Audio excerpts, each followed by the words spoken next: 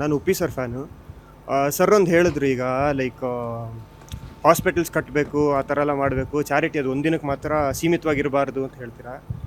ಅಂದರೆ ಇದೊಬ್ಬ ಸ್ಟಾರೇ ಯಾಕೆ ಮಾಡಬೇಕು ಅನ್ನೋದು ನಾನು ಕೇಳ್ತಾ ಇರೋದು ಸರ್. ಇನ್ನೊಂದೇನೆಂದರೆ, ಮಾಡಬೇಕಾಗಿರೋಂಥ ವ್ಯಕ್ತಿಗಳೇ ಮಾಡದೇ ಇರಬೇಕಾದ್ರೆ ಅದನ್ನು ಪ್ರಶ್ನೆ ಮಾಡದೆ ಒಬ್ಬ ಸ್ಟಾರ್ ಏನಕ್ಕೆ ಮಾಡಬೇಕು ಅನ್ನೋದು. ಹೇಗೆ ಆಟೋಮೊಬೈಲ್ ಇಂಡಸ್ಟ್ರಿ ಇದೆ, ಆಮೇಲೆ ಪವರ್ ಇಂಡಸ್ಟ್ರಿ ಇದೆ, ಎಂಟರ್ಟೈನ್ಮೆಂಟ್ ಇಂಡಸ್ಟ್ರಿ 5ನೇ ಸ್ಥಾನದಲ್ಲಿ ಬರುತ್ತೆ ಇಡೀ ಇಂಡಿಯಾದಲ್ಲಿ. ಅಷ್ಟು ಟ್ಯಾಕ್ಸನ್ನು ಕಲೆಕ್ಟ್ ಮಾಡ್ತೀವಿ, ಅಷ್ಟು ಇನ್ಫ್ರಾಸ್ಟ್ರಕ್ಚರನ್ನು ಕೊಡ್ತೇವೆ.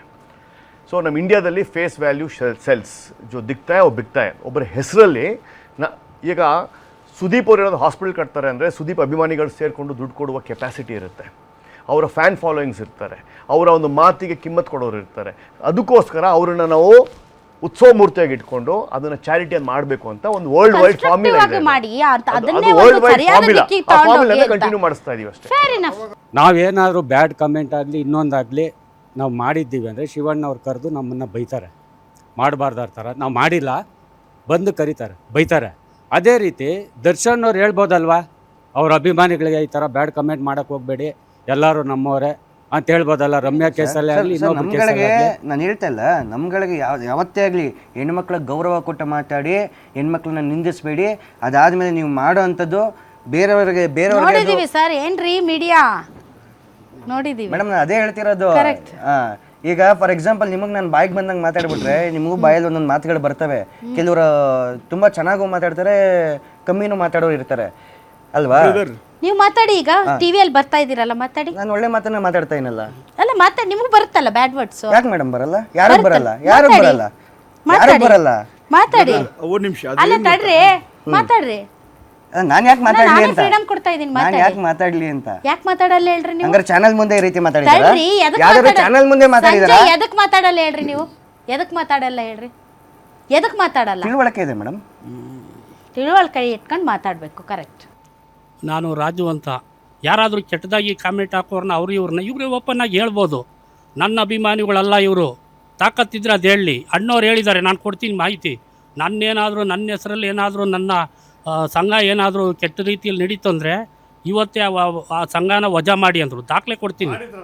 ಮಾಡಿದ್ದಲ್ಲ, ಹೇಳಿದ್ದಾರೆ, ಅವರೇ ಓಪನ್ ಆಗಿ ಹೇಳಿದ್ದಾರೆ. ಯಾವಾಗ 83, 84ರಲ್ಲಿ. ಆ ರೀತಿ ಹೇಳೋಕ್ಕೆ ಇವತ್ತು ಯಾರಿಗೆ ಧೈರ್ಯ ಇದೆ?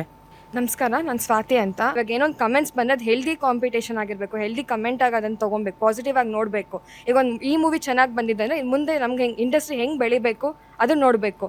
ಈಗ ಬೇರೆ ಕಮೆಂಟ್ಸ್ ಇವಾಗ ಒಬ್ಬರು ಪರ್ಟಿಕ್ಯುಲರ್ ಆಗಿ ಟಾರ್ಗೆಟ್ ಮಾಡ್ತಾ ಹೋಗ್ತಿದ್ರೆ ಎಲ್ಲಿಗೂ ಏನೂ ಆಗೋದಿಲ್ಲ. ಅದು ಅವ್ರಿಗೂ ಪೆಟ್ಟಾಗುತ್ತೆ, ನಮಗೂ ಪೆಟ್ಟಾಗುತ್ತೆ. ಆಮೇಲೆ ನಾವೇನು ಮಾಡಬೇಕು ಅಂತ ನಮ್ಗೆ ಗೊತ್ತಾಗೋದಿಲ್ಲ. All right, okay. ಸಂಜಯ್, ನೀವಿವತ್ತು ದರ್ಶನ್ ಫ್ಯಾನ್ಸ್ ರೆಪ್ರೆಸೆಂಟೇಟಿವ್ ಆಗಿ ಇಲ್ಲಿ ನಿಂತಿದ್ದೀರಾ. ತಿಳಿಯೋದೋ ಅಥವಾ ಅಭಿಮಾನಿಗಳಲ್ಲದಿರೋರು ದರ್ಶನ್ ಅವರ ಹೆಸರಿಗೆ ಮಸಿ ಬಳಿಯುವಂಥ ಪ್ರಯತ್ನವನ್ನು ಮಾಡ್ತಾ ಇದ್ದಾರೆ. ಯಾಕೆಂದರೆ ಪದೇ ಪದೇ ಬರ್ತಾ ಇರುವಂತಹ ಎಲ್ಲ ವಿಚಾರಗಳಲ್ಲೂ ಕೂಡ ಆ ದರ್ಶನ್ ಫ್ಯಾನ್ಸ್ ವಿಚಾರನೇ ಮುನ್ನೆಲೆಗೆ ಬರ್ತಾ ಇದೆ. ಹೆಂಗೆ ತಡೆಯೋದು ಇದನ್ನು ಹೇಳಿ? ನಿಮ್ಮ ಮಗು ಅಳ್ತಿದ್ಯಾ? ಹಾಗಾದರೆ ನಿಮ್ಮ ಮಗುವಿಗೆ ಜೀನಿ ಸರಿ ಇಟ್ಕೊಡಿ. ಯಾಕಂದ್ರೆ ಜೀನಿ ಸರಿ ಇಟ್ಟು ನಿಮ್ಮ ಮಗುವಿಗೆ 100% ಸರಿಯಾದ ಆಹಾರ. ನಿಮ್ಮ ಮಗು ನೆಮ್ಮದಿಯಾಗಿ ನಿದ್ದೆ ಮಾಡಬೇಕಾ, ದಷ್ಟಪುಷ್ಟವಾಗಿ ಬೆಳಿಬೇಕಾ? ಹಾಗಾದ್ರೆ ಜೀನಿ ಸರಿ ಇಟ್ಟು ಕೊಡಿ. ಎಲ್ಲಾ ಮೆಡಿಕಲ್ ಶಾಪ್ಗಳು, ದಿನಸಿ ಅಂಗಡಿಗಳು, ಸೂಪರ್ ಮಾರ್ಕೆಟ್ಗಳಲ್ಲಿ ಲಭ್ಯ. ಮೇಡಮ್, ಇಲ್ಲೆಲ್ಲೋ ಒಂದ್ ಕಡೆ ಅವ್ರ ಬಗ್ಗೆನೇ ಜಾಸ್ತಿ ಮಾತಾಡೋದ್ರಿಂದ ಅವ್ರದೇ ಟ್ರೆಂಡಿಂಗ್. ಯಾಕಂದ್ರೆ ಅತಿ ಅಮೃತ ವಿಷ ಆಗುತ್ತೆ.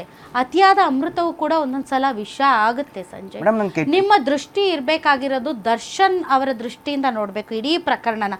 ನೀವು ಸುದೀಪ್ ಅವ್ರ ದೃಷ್ಟಿಯಿಂದನೋ ಅಥವಾ ಕನ್ನಡ ಚಿತ್ರರಂಗ ದೃಷ್ಟಿ ಅದಲ್ಲ, ದರ್ಶನ್ ಅವರ ಹಿತದೃಷ್ಟಿಯಿಂದನೂ ಕೂಡ ಆಲೋಚನೆ ಮಾಡಬೇಕಾಗುತ್ತೆ. ಮೇಡಮ್, ನಾನೇನೆ ತುಂಬಾ ಅಕೌಂಟ್ಸ್ಗಳನ್ನ ಡಿಲೀಟ್ ಮಾಡಿಸಿರ್ತೀವಿ, ರಿಪೋರ್ಟ್ ಮಾಡಿಸಿ ಎಲ್ಲಿ ನಮ್ಮವ್ರದ್ದು ಮಾಡಿಸಿದ್ದೀವಿ, ಹೊರಗಡೆಯವ್ರದ್ದು ಮಾಡಿಸಿದ್ದೀವಿ. ರೀಸನ್ ಏನು ಅಂತಂದರೆ ಇಲ್ಲಿ ಇದು ಕನ್ನಡ ಇಂಡಸ್ಟ್ರಿ, ನಾವೇ ಕಚ್ಚಾಡ್ಕೊಂಡು ಇರೋದಕ್ಕಾಗಲ್ಲ. ಇವತ್ತು ಈ ಚಾನಲ್ ಮುಖಾಂತರ, ಗ್ಯಾರಂಟಿ ನ್ಯೂಸ್ ಮುಖಾಂತರ ನೀವು ದರ್ಶನ್ ಫ್ಯಾನ್ಸ್ಗೆ ಏನು ಕರೆ ಕೊಡ್ತೀರಾ ಕೊಡಿ, ಅದು ಇಂಪ್ಯಾಕ್ಟ್ ಆಗಬೇಕು. Yes definitely. ನೋಡಿ, ಫ್ಯಾನ್ ವಾರ್ಸ್ ಅನ್ನೋದು, ಈ ಕೋಲ್ಡ್ ವಾರ ಏನೇ ಆಗಿರಲಿ, ಇವೆಲ್ಲ ಬೇಡ, ಒಳ್ಳೇದಲ್ಲ. ಯಾಕಂದರೆ ಪ್ರತಿಯೊಬ್ಬರು ತಂದೆ ತಾಯಿ ಮಕ್ಕಳೇ. ಎಲ್ರಿಗೂ ಮರ್ಯಾದೆ ಕೊಡಬೇಕು, ಮರ್ಯಾದೆನ ತಗೊಬೇಕು. ನಮ್ಮ ಬಾಸ್ ಕಲ್ಚರೋದು ಒಂದೇ, ಎಲ್ರಿಗೂ ಒಳ್ಳೇದು ಮಾಡಿ ಒಳ್ಳೆ ದಾರಿಲಿ ನೀವೆಲ್ಲರೂ ಕರ್ಕೊಂಡೋಗಿ ಅಂತ. ನಾವು ನಮ್ಮಿಂದ 100 ಜನಕ್ಕೆ ಅನ್ನ ಹಾಕೋ ಥರ ಆಗಬೇಕು. ಅದನ್ನು ಎಲ್ಲರೂ ಆಗಬೇಕು ಅನ್ನೋದು ನಾನು ಕೇಳ್ಕೊತೀನಿ. ಸೊ ಅದೇ ಮಾದರಿಯಿಂದ ನಾವು ಬಂದಿರೋದು. ನಾವು ಬರೀ ಒಳ್ಳೆ ಕೆಲಸ ಮಾತ್ರ ನೋಡ್ತೀವಿ. ಆ ಒಳ್ಳೆ ಕೆಲಸಗಳಿಂದ ಮಾದರಿಯಾಗಿ ತೊಗೊಂಡು ನೀವು ಮಾಡಿ ಅಂತ ನಾನು ಹೇಳೋಂಥದ್ದು. ಆಲ್ ರೈಟ್, ಮಸ್ತಿ ಸರ್.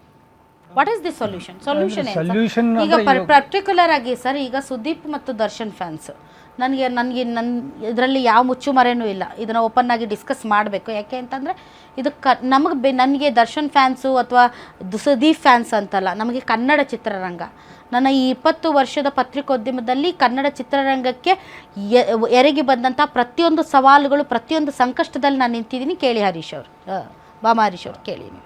ಸೊ ಇಂಥ ಸಂದರ್ಭದಲ್ಲಿ ಕನ್ನಡ ಚಿತ್ರರಂಗ ಉಳಿಬೇಕು, ಕನ್ನಡ ಸಿನಿಮಾಗಳು ಗೆಲ್ಲಬೇಕು, ಕನ್ನಡದ ಸ್ಟಾರ್ ನಟಗರು ಕೂಡ ಗೆಲ್ಲಬೇಕು, ಅವ್ರ ಫ್ಯಾಮಿಲಿಗೂ ಕೂಡ ಭದ್ರತೆ ಇರಬೇಕು, ಅವರು ಸುರಕ್ಷಿತವಾಗಿರಬೇಕು. What is the solution? ಏನು ಗೊತ್ತಾ ಮೇಡಮ್, ಈಗ ದರ್ಶನ್ ಸರ್ದು ಎಷ್ಟೋ ವಿಡಿಯೋಸ್ ನೋಡಿದ್ದೀವಿ, ಅವ್ರು ಕಾರಲ್ಲಿ ಫಾಸ್ಟಾಗಿ ಹೋಗಿದ್ದಾಗ ಫ್ಯಾನ್ಸು ಫಾಲೋ ಮಾಡ್ತಾರೆ, ಬೇಡ ಕಂಡ್ರೋ ಬೀಳ್ತೀರಾ, ಬಿದ್ದರೆ ನನ್ನ ಹೆಸರು ಬರ್ತದೆ, ಈಗ ನೋಡೋಕೆ ಹೋದು, ಅಷ್ಟು ಕಾಳಜಿ ಇದೆ. ಈಗ ಸುದೀಪ್ ಸರ್ದು ನೋಡಿದ್ದೀವಿ, ಅವ್ರಿಗೆ ಯಾರೋ ಬೆಳ್ಳಿ ಕಿರೀಟ ಇಟ್ಟಾಗ ಅದು ನನಗೆ ಯಾಕೆ ಆಗ್ತೀರಾ, ಇದು ನಾನೇನು ಡೈಲಿ ಇತ್ಕೊಂಡು ಓಡ್ತೀನಿ, ಯಾರೋ ಓದೋ ಹುಡುಗಿಗೆ ಕೊಟ್ಟರು.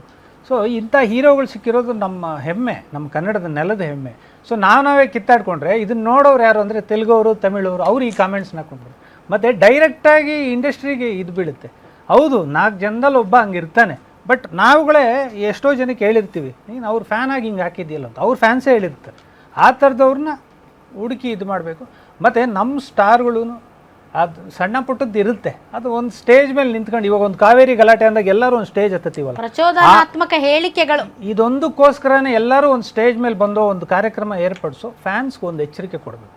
ಮತ್ತು ಆ ಥರದವ್ರು ನಿಮ್ಮಲ್ಲೇ ಇದ್ರೆ ಹಿಡ್ಕೊಡಿ ಅನ್ನೋದಾಗಬೇಕು. ತೆಲುಗು ಅಲ್ಲಿ ನಡೀತಾ ಇದೆ, ನಡೀತಿದೆ, ಅಲ್ಲಿ ನಡೀತಾ ಇದೆ, ಎಲ್ಲರೂ ಹೊರಗಡೆ ಬಂದು ಮಾತಾಡ್ತಾ ಇದ್ದಾರೆ, ನೋ ನಥಿಂಗ್ ಡೂಯಿಂಗ್ ಮಾಡಬೇಡಿ ಇದನ್ನ ಅಂತ, ನಮ್ಗೆ ತೊಂದರೆ ಆಗ್ತಾ ಇದೆ, ನಮ್ಮ ಫ್ಯಾಮಿಲಿಗಳಿಗೆ ತೊಂದರೆ ಆಗ್ತಾ ಇದೆ ಅಂತ.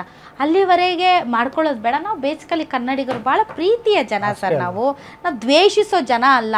ಈ ಕಟ್ ಕಮೆಂಟ್ ಹಾಕೋದು, ಬಿಲೋ ದಿ ಬೆಲ್ಟ್ ಮಾತಾಡೋದು, that is not our culture, ಅದು ನಮ್ಮ ಕಲ್ಚರ್ ಅಲ್ಲವೇ ಅಲ್ಲ. ನಾವು ಅಂಥ ಜನ ಅಲ್ವೇ ಅಲ್ಲ. ನಾವು ಯಾಕೆ ನಮ್ಮ ಕನ್ನಡಿಗರಿಗೆ ಮಸಿ ಬಳಿಯುವಂಥ ಪ್ರಯತ್ನ ಯಾಕೆ ಆಗಬೇಕು? ಹೌದಲ್ಲ ಸರ್? ಕರೆಕ್ಟ್ ಅಲ್ವಾ ಸರ್? Yes Harish sir. ಅಷ್ಟು ಆ್ಯಕ್ಚುಲಿ ವಿಜಯಲಕ್ಷ್ಮಿಯವ್ರ ಬಗ್ಗೆ ಕೆಟ್ಟದಾಗಿ ಕಾಮೆಂಟ್ ಮಾಡಿರೋ ಯಾರೇ ಅಭಿಮಾನಿಗಳು, ಬಟ್ ಅವ್ರಿಗೆ ನಿಜವಲ್ಲೂ ಅದು ಖಂಡಿಸ್ತೀನಿ ನಾನು. ಯಾಕಂದರೆ ಯಾರೇ ಹೆಣ್ಮಗ ಹಂಗೆಲ್ಲ ಕಾಮೆಂಟ್ ಮಾಡಿ, ಫಸ್ಟು ನಾನು ಅಭಿಮಾನಿಗಳ ಒಂದು ರಿಕ್ವೆಸ್ಟ್ ಮಾಡೋದೇನೆಂದರೆ ಮೇಡಮ್, ಫಸ್ಟು ಅವರು ತನ್ನ ಮನೆಗೆ ತಂದೆ ತಾಯಿ ಅಣ್ಣ ತಮ್ಮದಿರಿಗೆ ಅಭಿಮಾನಿಯಾಗಿ. ಇವತ್ತು ದರ್ಶನ್ ಜೈಲಿಗೆ ಹೋಗೋಕು ಆ ಅಭಿಮಾನಿನೇ ಕಾರಣ. ಇವತ್ತು ದರ್ಶನ್ ಜೈಲಿಗೆ ಹೋಗೋಕೆ ದರ್ಶನ್ ಅಭಿಮಾನಿನೇ ಕಾರಣ. ಹೌದು, ನಾನೇಳ್ತಾರೆ ಫಸ್ಟು ತನ್ನ ತಂದೆ ತಾಯಿ ಬಗ್ಗೆ ಅಭಿಮಾನ ಪ್ರೀತಿ ತೋರಿಸ್ಲಿ, ಆಮೇಲೆ ತನ್ನ ನೆಚ್ಚಿನ ನಟನ ಬಗ್ಗೆ ತೋರಿಸ್ಲಿ. ಈ ಥರ ಒಂದು ಈ ಹೆಂಗೆ ಆಗುತ್ತೆ, ಇದು ಅಭಿಮಾನ ಅನ್ನೋದು ದುರಭಿಮಾನ ಅನ್ನೋದು ಗೊತ್ತಿಲ್ಲ. ಯಾಕಂದರೆ ಸೊಸೈಟಿನ ಅವ್ರು ಮಾಡೋಂಥ ಸ್ಟೇಟ್ಮೆಂಟ್ ಇಡೀ ಸೊಸೈಟಿನೇ ಹಾಳು ಮಾಡ್ತಾಯಿದೆ. ಬಟ್ ಅವೆಲ್ಲ ಅರ್ಥಕೊಂಡು ಸಮಾಜಮುಖಿಯಾಗಿ ಇರಬೇಕು, ಯಾರೇ ಅಭಿಮಾನಿಗಳ ಅಂತೇಳಿ ಸಮಾಜಮುಖಿಯಾಗಿರಬೇಕು ಅಂತೇಳಿ ನಾನು ಹೇಳ್ತೀನಿ. ಈಗ ಪರಿಸ್ಥಿತಿ ಒಂದು ಸ್ವಲ್ಪ ನೆಕ್ಸ್ಟ್ ಲೆವೆಲ್ಗೆ ಹೋಗಿದೆ, ಅದನ್ನು ಹೆಂಗೆ ಸರಿಪಡಿಸ್ತೀರಿ ಹಿರಿಯರಾಗಿ ಹೇಳಿ. ಈಗ ದರ್ಶನ್ ಅವರಂತೂ ಜೈಲಲ್ಲಿದ್ದಾರೆ, ವಿಜಯಲಕ್ಷ್ಮಿ ಅವರು ಇದ್ದಾರೆ. ವಿಜಯಲಕ್ಷ್ಮಿ ಅವ್ರನ್ನು, ಸುದೀಪ್ ಅವ್ರನ್ನು ಕೂರಿಸಿ ಮಾತಾಡಿಸಿ ಸಮಸ್ಯೆ ಬಗೆಹರಿಸಿ. ಒಂದಿನ ಬರುತ್ತೆ ಮೇಡಮ್, ಪ್ರಶಾಂತ್ ಅವ್ರು ನಾವೆಲ್ಲ ಇದ್ದು ಖಂಡಿತವಾಗ್ಲೂ ಯಾವುದೋ ಒಂದಿನ ಬರುತ್ತೆ, ಅದು ಆಗತ್ತೆ. ಅದು ಯಾಕಂದರೆ ಇವಾಗೆಲ್ಲ ಏನಿದೆ ಕಾನೂನಾತ್ಮಕವಾಗಿ ಏನು ನಡೀತಾ ಇಲ್ಲಿ, ಖಂಡಿತವಾಗಿ ಮುಂದೊಂದು ದಿನ ಆ ಸಂದರ್ಭ ಬಂದರೆ ಖಂಡಿತವಾಗ್ಲೂ ನಾನು ಮುಂದೆ ಇರ್ತೀನಿ.